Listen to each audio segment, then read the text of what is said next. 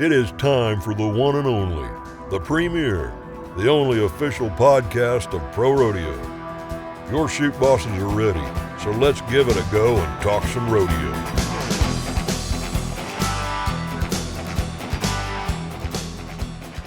Hello everyone and welcome into another episode of the Chute Bosses, the official podcast of Pro Rodeo. It's Tanner Barth, it is Tracy Rink, and Tracy, believe it or not, August is upon us, man. It feels like, we were just talking about, we're going to Houston and the April and May rodeos, and now it's August and we have, 60 days left in the Pro Rodeo regular season, something like that? Yeah, and then the NFR rolls around. It's just crazy how fast things go. We don't have an off season, which is crazy. Yeah. A lot of sports have an off season, and it just never stops in rodeo. But things just keep rolling down the highway, so to speak. And all of a sudden, it's August. Now it's August, and by the time September, it's going to even heat up more. And then we have Sioux Falls, that huge payday at the end of the season, and then September 30th, and everybody will be adding up all their money trying to get to Vegas. Pretty soon you're going down the highway and you look outside your window and your tires going past you. That's kind of felt like that the Pro Rodeo season feels like. And I think, was it Logan Hay had an experience like that. I saw him talking about his pickup, and what did he used to call? He calls his car Tracy, right? Yeah, I think so. His rig is called Tracy. Yeah, you didn't know that? It probably breaks down than the luck I've had with cars recently. It did. I think his car exploded or something I don't know bizarre. But that. Yeah, he had that crazy story last year. He rented that car and he drove like 8 hours to Albuquerque, and he was going like 110 miles an hour to try to make it. But that's life on the rodeo trail. Yeah. Those guys. Now it gets really crazy because now those guys, if they backloaded their schedule, because a lot of them do, because you only get to count. Busier, only get count so many events. You can go to as many as you want, but you can only count so many per event. And yeah, I can't even imagine how crazy it would be in travel, and it's just the life of the rodeo cowboy. Yep, no doubt about it. And we start off our Chute Bosses podcast, as we always do. We got a little crazy story there for you off the top, but with our Pro Rodeo props, Tracy, and this one for me was rather easy. Obviously, we have so many deserving rodeos across the country that, do great things for the cowboys. They've upped their purse. The community impact is huge. But I want to give a shout out in our props to the state of Utah and the rodeos that they just put on, because, we obviously cover, I think, what do we have, 74, 75 PRCA playoff series rodeos. So we cover a lot of rodeos throughout the year. But it seems like every year, and especially this year when I was talking to contestants and reading stories and different things, the state of Utah and that trio of rodeos that they have towards the back end of July really is, huge for these contestants going down the road. Salt Lake City, Ogden, Spanish Fork, over $1.5 million in payout. Yeah, it's unheard of. And obviously Cheyenne's in the back end of that mix too, but it's just unheard of that they stepped up that way. It was never like that. The gold medal games, I think 17 or 18 came about, and then they weren't around for a while and came back. But to lump in all three, and I believe it was state-funded money, if I remember. Yeah, a lot of it was. They got money to put into it, and that just speaks of what they think of rodeo in the state of Utah. But it's a great push. Look at the checks those guys are winning. It's just, like I said, when I started here in 2013, if a guy won $20,000, the only place that guy was winning $20,000 was at the NFR. It wasn't anywhere else. It wasn't even close. If you were winning $9,000 or $10,000, you were hitting the lotto. Yeah. Now that's a second or third place finish. But and granted, the cost of living, a lot of things go up, cost of gas, but at least you have the opportunities there for guys if they, things fall in place to make a living doing this. Well, and they're, that's 65, 70 miles from top to bottom, all right along the interstate there between Ogden, Spanish Fork, and Salt Lake City being in the middle. So, they don't have a ton of travel during that time. Right. They can hit all three within a, 3 or 4 day stretch and hang out there in Utah. And, it was part of that big initiative with their Pioneer Rodeo program where they had an opportunity to, to put some of that state-funded money into these rodeos. And, not just these big rodeos, they also did it with a lot of the smaller rodeos in the state as well to try and bump up their purse. So it just shows that the state of Utah is really invested in the sport of rodeo. Yeah, and that means a lot to the PRCA. It does, 100%. When you have the small rodeos, the bigger rodeos, and now they check those on the calendar. I guarantee you every cowboy is checking those 3 rodeos to make sure that they're in the mix because they pay so much. And it's just fantastic. There's so much history with those Utah rodeos anyway, and then you have Days of 47 and the gold medal things that they do. It's just a really cool environment. Yeah, and that's Days of 47 is now a $13,000 first place check in that gold medal round. So, I mean, $9,000 for second. And then you got to think of the round money as well. But then let's go down to Spanish Fork. Zeke Thurston, Tristan Hutchings, both have won over 12,000 winning saddle bronc and bull riding. Yeah. So, I mean, geez, just think right there, what you could win in that week. So yeah, no, it's great for rodeo. And I can't say enough about the state of Utah because, like I said, they had to step up to make it that kind of financial impact, and that's what they were able to do. Yep, no doubt about it. So there's our Pro Rodeo props to the state of Utah. And we mentioned at the back half of the show, we're going to sit down and talk with four-time NFR qualifier RC Landingham because that's a guy that's red hot right now and interested to pick his mind a little bit because he got to get on Virgil for the first time at Red Bluff and then obviously the big payday at the Calgary Stampede.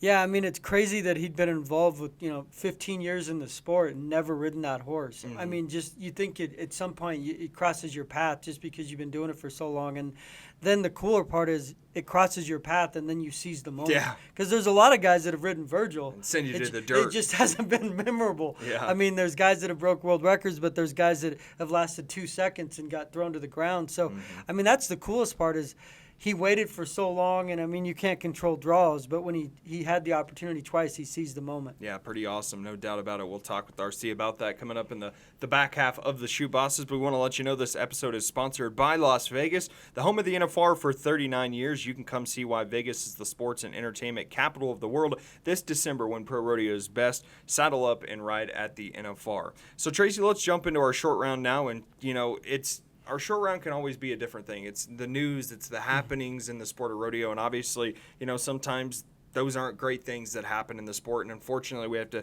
start it off with Butch Myers, the 1980 PRCA world champion steer wrestler, passed away, unfortunately, on July 24th. Yeah, 78 years old, 12-time NFR qualifier, steer wrestling world champion. He also qualified in tie-down roping. His sons were, legendary NFR steer wrestlers. And he's the uncle to Ty Murray. And I talked to Ty Murray about it when Butch passed it. Just so many ties to rodeo. And the thing that I got when I talked to Ty and talked to his sons is they put on so many schools for so long. They do, yeah. I mean, and they've had so many people that probably have been impacted by Butch and just the family, by all the schools they put on probably in the last 30 years. So, I mean, it's a legacy that they've established, and it's unfortunate that, that he passed away, but it sounded like for me when I talked to Ty Murray that he was competing up to like the day he died. He was roping like that week. So, is his kid's name's Cash and Rope? Is that right? Yeah, Cash and Rope. And Rope's the world champion in 2001, the steer wrestler. Cash has been to the and the Cash NFSR. Has been, the NFSR, the total of 9 times. I mean, it's just crazy. And honestly, Butch would have probably done the steer roping if he would have concentrated on it more. But the crazy thing about Butch is, like, he got his card in 68. Yeah. And then he didn't start going until 80. Yeah. And he won the world. I mean, he went to CSU Fort Collins, and he got a master's degree from K-State. Yeah. And it's just crazy. I mean, that he put family first. Yeah. And, because didn't he say he turned in his card for a little bit because he couldn't go hard and then came back? Yeah, like 12 years. Yeah, later. Like, he raised a family and established his life, and then he started going. And it's pretty rare that guys are able to do that, especially back in the day. I mean, and he not only did it, he did it for a really long time. And he won the average in 1997 at 52 years old.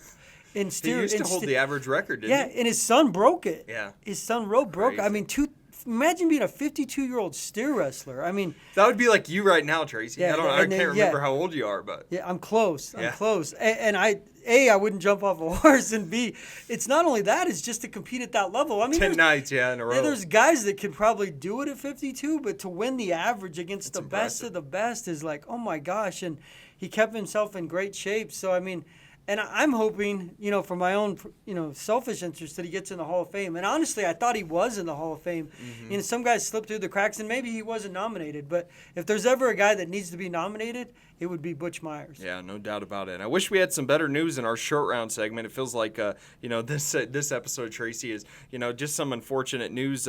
Just came down earlier this week that Stetson Wright made that announcement that he was no longer going to be trying to get back out there and compete in 2024. I think his official quote was just, my 2024 season is done. Yeah. It's one thing where Stetson tried to come back. We talked to him time and time again about, are you getting close? Are you getting close? He had that hamstring injury at the NFR, and then, obviously he never felt like he was up to par to be able to make that return this year.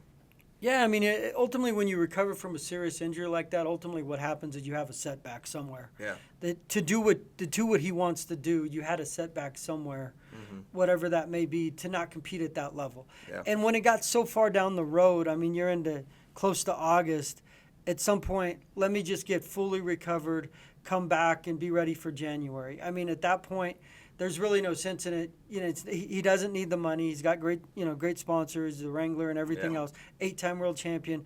He's not chasing the ring, so to speak. So, I mean, and he's only 24. Yeah. So at that point, you just get healthy, and then you're ready. I'm eager to see how the hunger looks in January, because bull riders can essentially go to unlimited rodeos. It's 125, but you got to just be knocking down the door everywhere. It'd be interesting to see what the fire's like in him, especially the big winter rodeos. I mean, because he's got to just be beside himself, because that's the life he's known. I mean, and to be away from it for a full year, it's got to be just agonizing. Well, that's one thing, he told me when I spoke to him. He says, it hurts to be out for an entire year because it's all you've ever known and it's all you've ever wanted to do. So he's like, sitting out that full season is tough. But he says, he's going to attack this recovery process just like he does every time he gets on a horse or bull. He's going to be aggressive with it. He's going to try and push the limits, but also understand that you have to be cautious a little bit, because you don't want to, maybe and that went into his decision. This is a guy that's 23, 24 years old. He's probably got, if he's lucky, maybe 10 years left to go in his pro rodeo career. And so there's a lot of time there and a lot of money still to be won, which you don't want to hamstring your entire life, hampering you, especially in the bronc riding where he's spurring on every opportunity, Yeah, I mean, you just don't want to jump back out there. And we see it with Tim O'Connell. I mean, Tim O'Connell had surgery. First jump out, he rips his hamstring to the bone again. And, I mean, it's a volatile sport. Or his groin, wasn't it? Yeah, or his groin. I apologize. But it's a volatile sport. I mean, and horses are unpredictable. It's kind of like football. I compare it to like NFL. You can be the healthiest guy. You can recover. First hit out, you get hit in the back or something, or you get hit in the ribs, and all of a sudden you're out again. It's such a volatile sport. And I tell people that don't watch rodeo, and you and I are lucky, and Andrew here, doing our stuff that he does as well. You see it up close. It's violent. I mean, especially rough stock. Yeah, I mean, it's violent how crazy it is. I mean, they're like, 8 seconds. It's like a car wreck. Yeah, and you see those guys get tossed, and even when I was in Calgary, when Kai Hamilton got wrecked and thrown up in the air, I mean, you're like, oh my gosh, it's just a bizarre world. So I just, I hope and pray that Stetson just gets healthy.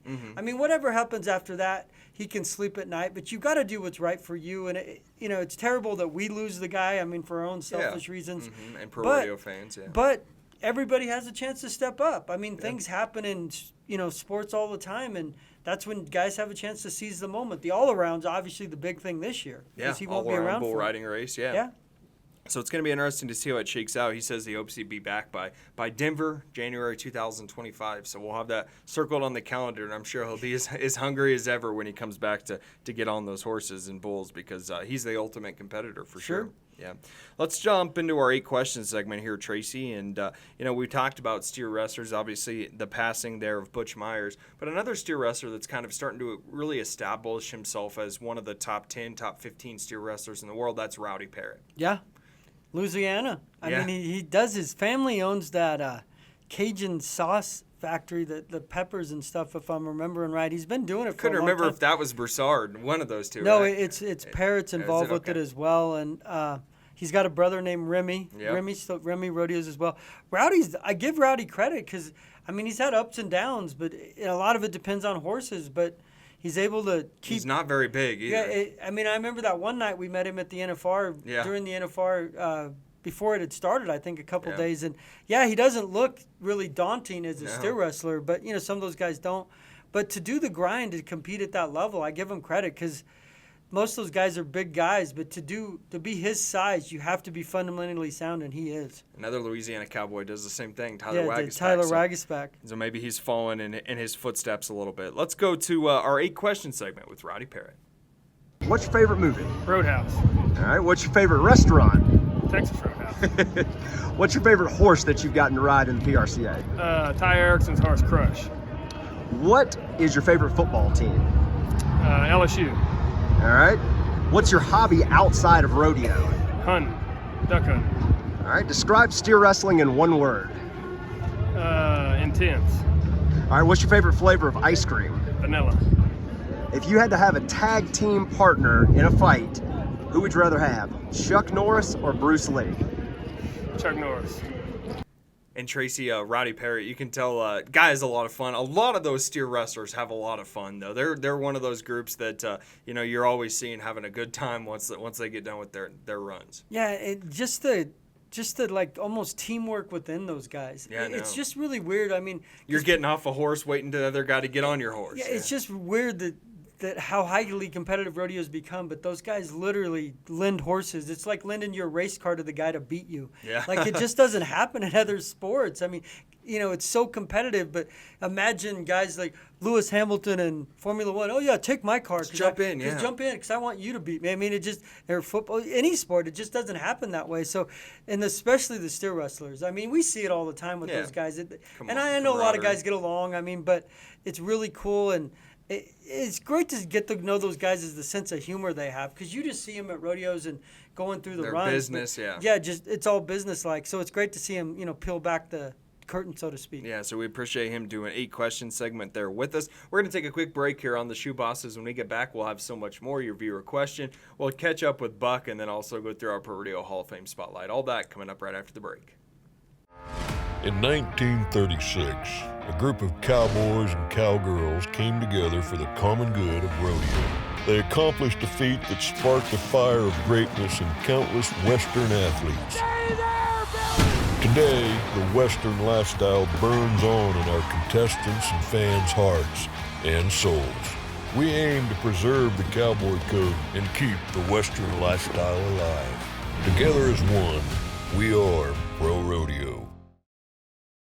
Welcome back into the Chute Bosses podcast, the official podcast of Pro Rodeo. RC Landingham interview getting ready to come your way. We'll sit down and chat with one of the hottest bareback riders in the world about his, Calgary Stampede win, and just been on a heater here recently. So I'm looking forward to that. But before we get there, Tracy, I want to shout out, look at our new magazine here. Yeah. New Pro Rodeo Sports News magazine that obviously, you, myself, and Alex Dodd put everything we have into, especially this one that came out here in August. It's like 200 pages. Yeah, it is a huge magazine. We broke down everything from, the Cowboy Christmas run to the ProRodeo Hall of Fame induction. A lot of information that people will like to check out. And look at our man RC Landingham right there on the front page. Yeah, and the coolest thing about the ProRodeo Sports News, we have an older demographic, but they love getting the magazine. And if they don't get it, we're going to hear about it. We hear about it. And yeah, it's great when you can see it in print. I mean, I'm an older school guy. Once you get it in, it's like kind of getting the newspaper. Like, it's like, wow, this is really cool. The cover's glossy now. They've done some things with it. No, it's fantastic. Yeah, can't wait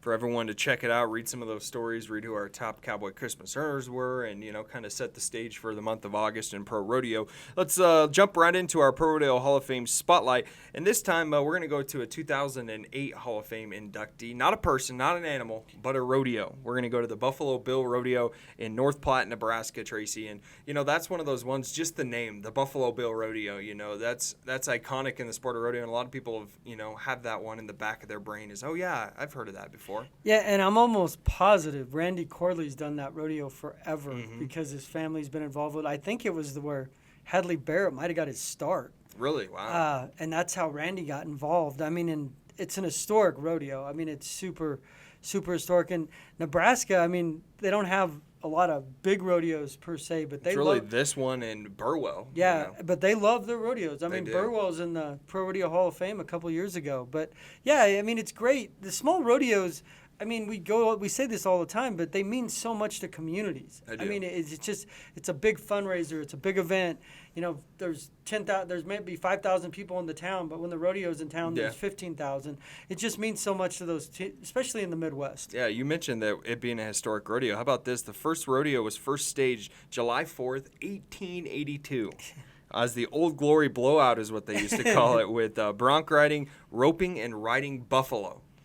That just shows you how far back rodeo goes, man. Yeah, it's just crazy. I mean, I just can't even imagine. I can't imagine it starting that long ago, and B, getting on a buffalo. Like, what would inspire you to want to get on a buffalo? I think I saw Derek Begay ride a buffalo once. Have you seen that video? Yeah, I've seen that video. Yeah. That doesn't surprise me with Derek, because he can do a lot of things with the rope and a lot of things. It's just cool. I mean, I know that rodeo means so much to people, and it's just great that. Imagine going for, over 100 years. I mean, you would never imagine when they started stuff like that, it'd still be going strong. What are we at? 142 years, which is insane, yeah. Yeah. It says it was organized by William F. Buffalo Bill Cody at a privately owned racetrack in town, and in conjunction with the last big open range roundup in Nebraska. And some historians actually recognize this rodeo, Tracy, as America's first spectator rodeo and the beginning of Buffalo Bill's Wild West shows. So it just kind of shows that, this rodeo started a lot more than just, competition. It started a whole string of things across the country, and it really, the West, I guess, is what some people would have called it back then. Like the Wild West and the shows. And, I mean, they still do Buffalo, those shows. Yeah, Buffalo Bill. Yeah, they do them. They do them all over the country at fairs, some version of it. So, it's just – but they had to start somewhere, and you started there. It's just amazing to me. And I'm a history buff, but, man, it's just crazy to believe that stuff was going on back then. Pretty cool time for our ProRodeo Hall of Fame Spotlight. Now, Andrew, if you want to go ahead and get some video keyed up here for us, we're going to take you to our historic NFR moment of the week. And we've already talked about R.C. Landingham on Virgil. You can see after his ride right there on the cover of the PSN. But we're going to go back to the legendary Gray Horse C5 Rodeo's Virgil, first ever out at the Wrangler National Finals Rodeo. Tracy, we go back to 2017. And what a moment it was. This was Tim O'Connell, and this was right at Tim had won the world in 16. You actually 14 through 16, but I don't know that anybody. I mean, they know the horse was good, but I don't know that they ever saw this coming. Yeah, let's go ahead and let it go, Andrew, if you got it. Bareback riding world champion against the newly crowned PRCA Bareback Horse of the Year, Virgil. Let the fun begin. Remember, the arena record's 91.5 points. It can change. This looks good. Looks like we maybe lost the video there for a second. Not sure what happened. A power outage. Yeah, power outage of some sort with Andrew's computer. But you see that horse's power, though. It still looks like that, which is crazy. Might not be quite as fleet of foot as it used to be, but Virgil still has a little gas in the tank. That horse is, I don't even want to say heavy. It's just so built. Yeah, it's huge. It looks like a bodybuilder. It's just huge. I mean, in the jump, and I mean, in our, guys talk about the strength you have to have just to ride that horse well. Because if you're not, I mean, they always say you stub your toe, you're on the ground. I mean, Tim O'Connell, obviously, he broke the record there, if I remember right. He had a 92. Oh, did he? Okay. I believe that was a record-breaking ride, if I'm thinking right, in 17. And that was when Virgil started looking like we're trying to get back up. But that's when Virgil started making a name for himself. And imagine, that's 7 years ago. Yeah, that's insane. And Virgil's still doing the same thing. And I think he's a great candidate to win Horse of the Year this year. I do, too. I don't know, and we don't vote. It would be one of those night crawlers, maybe have a chance, one of the picket string. Between Red Bluff and Calgary, those two rides, I mean, not that you win it on two rides, but he'd have to be in the top three. No doubt about it. So as we mentioned, we had a little technical difficulty, so we won't be showing you that ride of Virgil. But one thing we do want to talk about, Tracy, is our viewer question. And I know you'll always have one for your homies out there in CB Nation. But let's go to our viewer question first. This one comes from Justin on YouTube, Tracy. Want to know how many single-season earning records are broken last year, because it feels like there was a ton. Well, it's felt like there was a ton for like the last 3 or 4 years, but we had 5 different events or disciplines in rodeo that broke single-season earnings records after the NFR last year. Yeah, I mean, and granted, it comes with the territory. It's just going to keep changing. Because the money's gone up so high. I mean, if it takes $120,000 to get in, like RC mentioned, it used to be 60. Yeah, 60. So if you're $120,000 just to get in, I mean, obviously, if you do well at the NFR, you're probably going to break the season single season event record. But that's great for the sport. If we're breaking records, that means the money's getting better. And that's what we want for our contestants. Well, and I think it's just going to continue to happen, Tracy, because, there's not only, as you mentioned, more money at the Wrangler National Finals Rodeo, there's so much more money during the regular season now. Yeah, I where mean, guys, as we mentioned, I think this might be the first year that we've had, and might have some events that are close, but first year that every qualifier will qualify with the $100,000. You have to win $100,000 to get into the NFR. Last year it was every event but steer wrestling. Yeah, and I think like that one was or two maybe. And he was the lowest guy was like 82, I think. I think it was 82,000. But everybody else is over 100. I mean, and I remember when I think the first time it was in Bulls like 3 or 4 years ago. I think Trey Kimsey got in at like 105, and we're like, oh my gosh, like that's crazy. Now every event's 100,000. I mean, it says two things: A, the money's better, but B, if you truly want to be an NFR guy, you got to set your game plan. You got to go to the right rodeos, and you really got to take advantage of opportunities when they're given to you. Yeah, you just can't show up and make the NFR anymore. It's going to take a plan. And Justin, to finish off your question, those guys that broke the record, Keenan Hayes and bareback, Tyler Wagaspack in steer wrestling, Zeke Thurston in saddle bronc, Riley Webb in tie down, and then obviously rounding out with Kai Hamilton in bull riding. So, definitely an impressive list, and hopefully that continues to see the money rise. But Tracy, you want to my shout question out CB? was they asked me, did I ever shave my right eyebrow off in high school? And I said, yes, I did, to grow it back thicker. Now we're looking at style. What are you going to do next? You're going to dye them maybe? Pluck them? I should dye my hair at the NFR. I was watching Receivers on Netflix, and when St. Brown dyed his hair they call it like, it's not royal blue, it's some certain blue with the Lions, and I'm not a huge Lions. I think you'd look good, though. I should dye my hair one day. Tom Glass would love it. Yeah. Probably wouldn't go over in the rodeo world, but yeah. It's all fun and games. Life is too short to not have fun. How's your cousin been doing? Buckwheat. Yeah, he's got a good word. He's got a good word going today. I like what I'm seeing. He's bringing props into the thing. Wasn't he wearing a mask last week? He was his version of Rey Mysterio. He was Chute Boss Hero. Okay, I got So if you know Foreigner, Jukebox Hero, he's the Chute Boss Hero. That's what he claims himself to be. Well, let's see what he's up to. We go down to Buck. He's got your ProRodeo word of the day. My name is Buck, official correspondent of the Chute Bosses, the official podcast of the PRCA. My word for the day is kiss, as in when athletes win their gold buckle at the Thomas and Mack, they might kiss their wives or girlfriends. Buck doesn't know much about girlfriends, but I do know about Kiss, as in the legendary rock band. I want to rock and roll all night and party every day. Woo! Farm life means always hoping for the best, but planning for uncertainty. You have to be ready for the next everything, the next dawn, the next season, the next harvest, the next technology, the next challenge, and the next generation. No matter what comes your way, we can help keep you ready for the next. Welcome back into the Chute Bosses podcast, the official podcast of ProRodeo. And Tracy, we talked about it off the top. We're getting ready to sit down with one of the hottest bareback riders the sport of rodeo has going down the road right now, RC Landingham. Yeah, he's had a great career, but he hasn't had to get to these heights, to win this many big rodeos all at once. He's been to the NFR numerous times, but man, he's on a heater, so to speak. Yeah, no doubt about it. And RC's joining us here behind us. RC, we appreciate you taking a little time, man. We know that people think July's the busiest month, but August can be just as busy for cowboys going down the road. So we appreciate you taking a couple minutes here for us.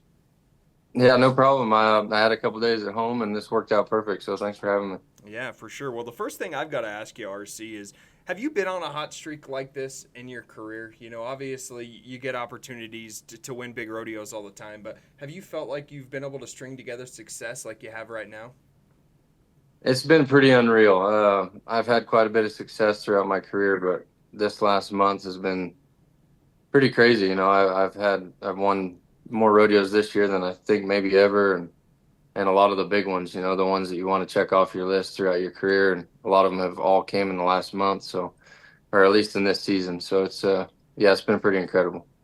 I guess Captain Obvious here, but I know I saw you in Calgary and I interviewed right after you won. But has that sunk in? I mean, obviously you had the draw, you wanted to win, but just because you had Virgil doesn't mean you're gonna win. And then you put up that spectacular ride, and I mean, you and Virgil had a history together in Red Bluff, 3 months earlier.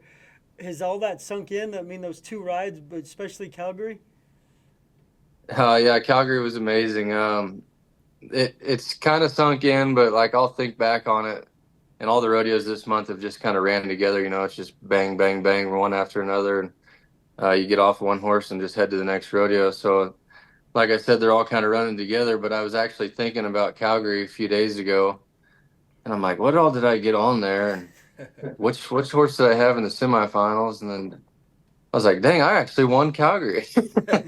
So it's just, that's a big whirlwind of rodeos, and all the success this month has just been amazing. And my family and I are all so grateful for everything that's happened to us. So do you feel like you're riding as best as you have? I think when Tracy interviewed you, you said in the article, just a couple of old veterans, you and Virgil and the horse you rode in the semifinals getting the job done. But do you really feel like you're riding as good as you have in your career right now? I do. I feel like I'm riding as good, if not better, than I ever have. And I owe a lot of it to my family. All the support from home has been incredible. My wife's 8 months pregnant and taking care of our little boy on her own, and being on the road's hard, and coming home and seeing him and seeing how much he misses me. And it's been rough, but they support me 100%, and that just keeps me going harder and makes me want to win more. What's it like at the beginning of your career, I think you finished 16th like 3 years in a row. We're so close, and then you had injuries and you had all these things happen. You got to take a lot of pride just in the perseverance to get to this point. Not that you would have ever given up, but it took you maybe longer than you wanted to be one of the superstars of the sport, and you kept grinding, and now you're one of the best. What was that will to keep going for you? Well, you just set goals as a little kid, and like you said, I've had some success, and I just hadn't quite got everything that I wanted to yet. And there's just a side of me that just wants to do better every year, and things have just been going my way, I guess. I don't really know what's really changed a whole lot. My mentality is higher, better, more positive than it's ever been. Yeah, I'm not really sure what makes the big difference from year to year, but I've seen all the highs, I've seen all the lows. I know all the ins and outs of rodeo. If I haven't been through it, I know people that have, and just seeing how people get through things and get to the next level and the experience, just seeing firsthand all the things that can happen and the way things can change has really made a huge difference in my career. What are you, RC? 6'1", 6'2", 6'3"? How tall are you? 6'2". Why bareback riding? A lot of people will wonder, there's some of those short, stubby guys out there, the little former wrestlers. What is it about that event that drew you to it? And, they always, it seems like without it happening almost every time, they say, oh, RC Landingham, long legs are out there flying. It's always mentioned by the judges. Well, growing up, I was actually a very small guy, and I rode bulls all through high school and into college, and even in the pro rodeos for a year or two. And just kind of never quit growing. I think I kept growing up in height until I was about 23 years old. So I never really thought I was going to be that tall of a guy, but it just kind of happened that way. And my stepdad introduced me to rodeo when I was a young kid, and I rode bulls and bareback horses all through high school. I rode broncs for a short period of time, but kind of stuck with the bull riding and bareback riding, and then got hurt in the bull riding pretty bad in Houston one year, and decided that one wasn't for me anymore, and I just stuck to bareback riding after that. And once I settled with one event, it just kind of took off from there, and it's just gotten better ever since.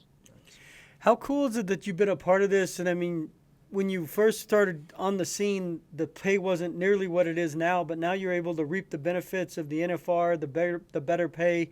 Round wins this coming year will pay over $30,000, almost $35,000. The average is paying over $80,000. How cool is that to be a contestant in the mix now that you guys can? I know it's hard to make a living, but you could have a better shot to make a living with the money that's out there now.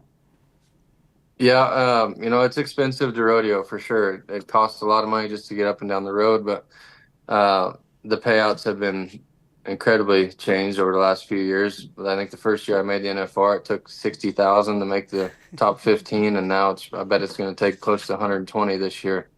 So almost doubled in money, and it's great for the future. I hope that more kids get involved with it because it's a lot easier to make a living rodeoing nowadays than it was 15 years ago for sure. You mentioned, trying to get more kids involved in the event, whether that's just rodeo or bareback in general. How talented is the field right now? It seems like, there's probably 30 to 40 guys that could to make the Wrangler National Finals Rodeo or win a rodeo on any given day. Yeah, the rough stock event's pretty incredible, especially the bareback riding has been a huge change just in the last 4 years. There for a while it was kind of scary. We didn't really have much coming up, and then all of a sudden it's like, okay, they can slow down now. Yeah. We leave some for the older guys, but no, there's dang sure a lot of young talent, a lot of guys riding outstanding, and yeah, you look down the list from 30th to first, it's like anybody could make it. I'm very impressed with all the young guys, all the work ethic that they put into it. It's the whole game has changed incredibly over the last like 5, 10 years, the last 5 years especially. You don't see anybody that's not working out and training to be better at what they do. So, no, it's really incredible, and my hat's off to all the young guys that are putting in all that extra effort. How crazy does it seem? I mean, you're still young at 33, and guys are, going against their 18, 19 years old, and they're like high school kids or they're right into college. Does that seem, not weird to you, but do you feel like the savvy veteran and you're not even that old? You were in high school when they were born. Yeah, I know. That's what's been coming around. I've been kind of noticing that some of these guys are born in 2005. I'm like, oh my gosh. I was literally in high school when they were born, and I'm rodeoing against them still. So, yeah, I'm definitely one of the older guys, but it feels good to be able to compete and still beat them at this age. So, I think on any given day, I'm one of the best guys going down the road. So, to be able to hang with the young guys and still win is pretty incredible for me. You got that eye on a gold buckle this year, right? What do you think it's going to take to walk out of the Thomas and Mack with that on your belt? Yeah, that's definitely the game plan. That's one of the things that I've always wanted that I haven't got achieved yet. And it's a pretty tight race at the top 5 right now. There's 5 of us that are all really close, and Keenan Hayes has got a little bit of a gap between us. But you go to Vegas, and we get to pick the horses there, and they're all great horses, and all the guys are great. But every animal, every guy has an off day now and again. So you kind of got to be the guy that just gets lucky and draws the right horses for 10 days in a row, and that could happen to any one of us. So it's dang sure an option or an opportunity for either of us to get out of there with that gold buckle. I've seen quite a few guys throughout the years come from 15th and still win a world title. So it's anybody's game. My mentality is better than it's ever been.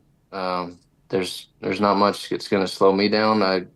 Like I said, I've seen all the highs and all the lows of everything throughout rodeo. So I've got that going for me. Sky's the limit. I don't know what's going to happen when we get to Vegas, but I'm there to win the average and win the world. So we'll see what happens.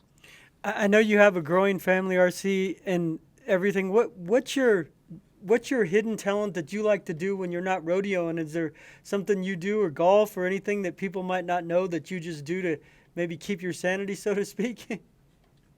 There's nothing I'm real good at by any means. I play golf a little bit, but most of the time I lose at that.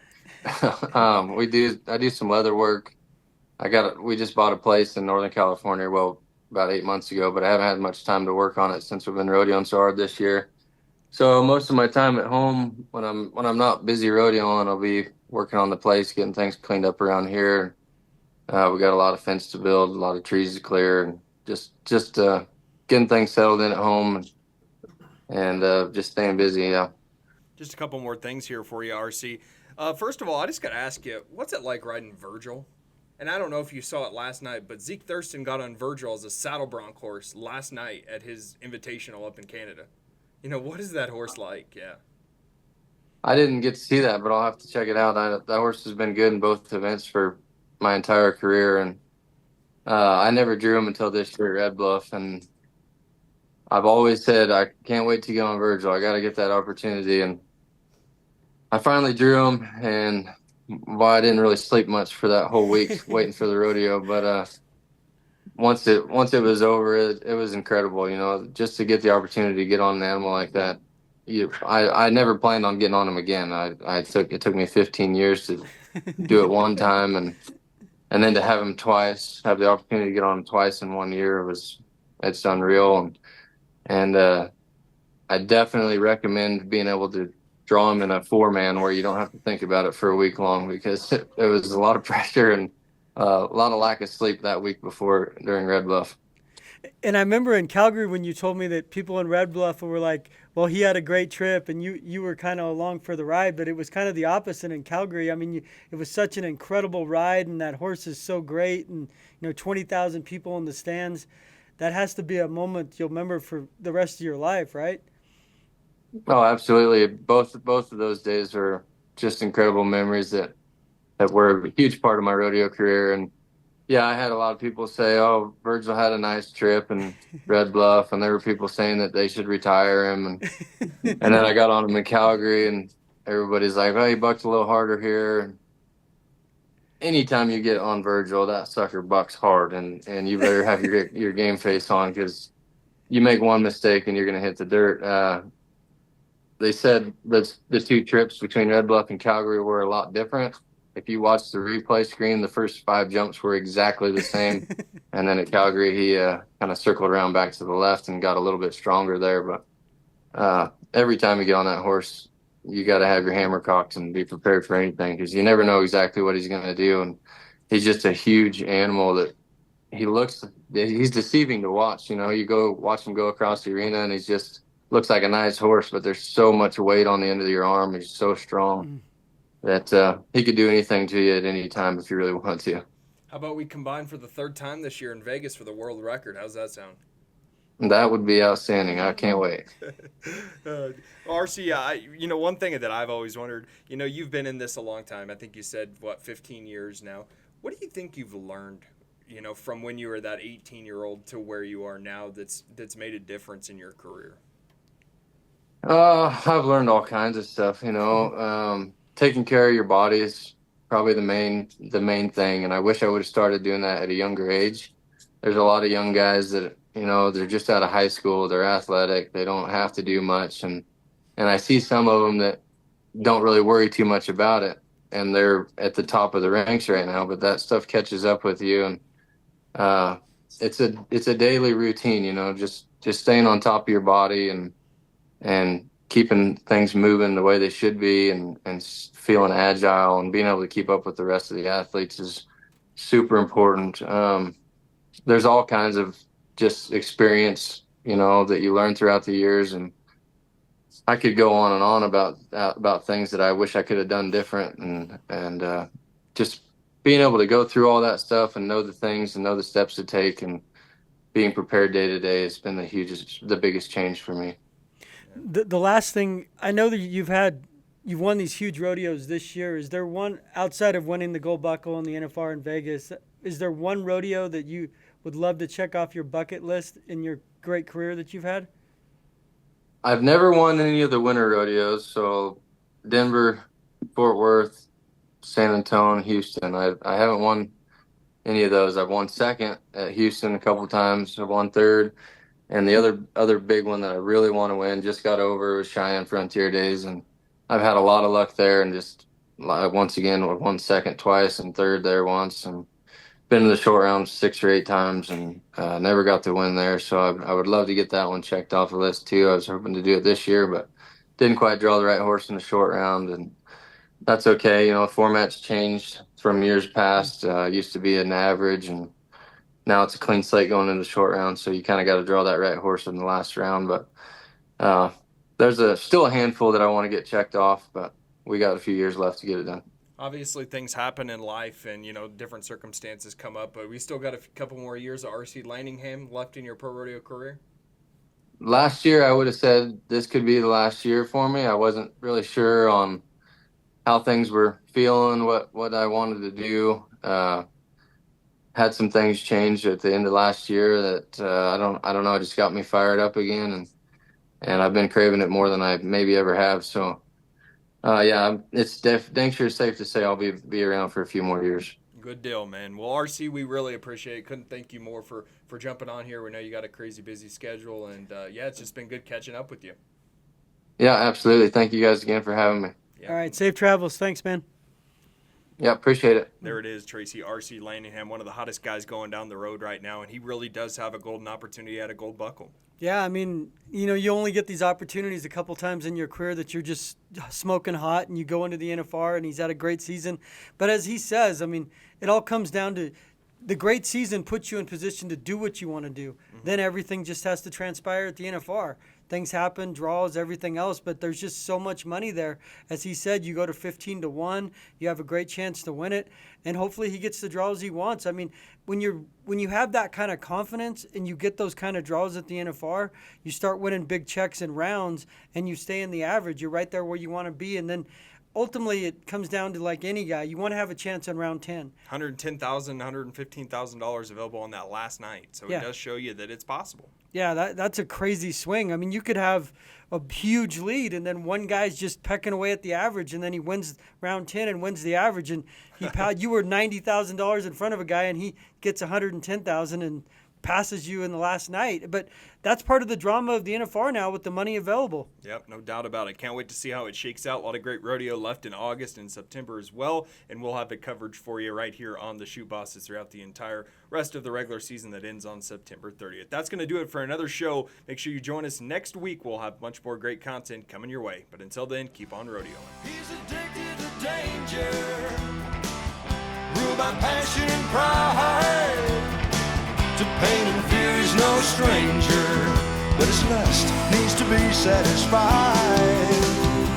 Hooked on an 8-second ride.